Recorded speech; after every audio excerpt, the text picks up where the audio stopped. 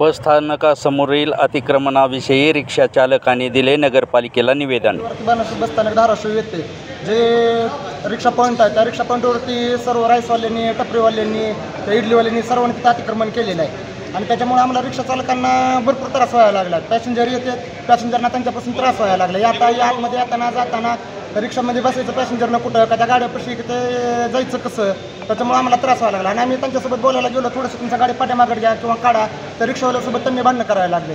त्यांच्याबरोबर पॅसेंजरचं सुद्धा आम्हाला बोलणं बसायला लागले की आम्ही तुमच्या रिक्षात म्हणजे हे पडून जायचं कसं, पलीकडल्या साईड आहे का नाही आम्हाला जाण्यासाठी करण्यासाठी। आम्ही याच्या अगोदर सुद्धा नगरपालिकेला सांगितलं होतं की इथले अतिक्रमण जे आहे ते अतिक्रमण काढण्यात यावं म्हणून, तर नगरपालिकेनं काय अतिक्रमण काढलेलं नाही। आज आणखीन एक वेळेस आज निवेदन दिलेलं आहे। आता जर आमच्या निवेदनाची दखल घेतलेली नाही तर आम्ही सर्व रिक्षे तिथून बस स्टँडवरून घेऊन येणार आहोत आणि नगरपालिकेमध्ये रिक्षा एक दिवस आंदोलन करणार आहोत। 2 दिवसात जर आम्हाला लवकरात लवकर जर न्याय नाही भेटला तर। तुमचं नाव सांगा। एक रिक्षा चालक। रिक्षा पॉईंटवर अतिक्रमण सगळे झालेले आहे आणि वारंवार नगरपालिकेला आम्ही पत्र देतात, पण ते अतिक्रमण काय कोण हटवी नाही गेले आणि आमच्या रिक्षावाल्याला जागा नाही, रोडवर लावले ट्रॉफिकवाले फाईन फाडते आणि रोज उठून ह्यांच्या सगळं भांडणं व्हायला लागले। रिक्षावाल्याला जागाच नाही तिथं लावायला, ते अतिक्रमण हटविण्यात यावे म्हणून आम्ही नगरपालिकेला आज निवेदन दिलेलं आहे।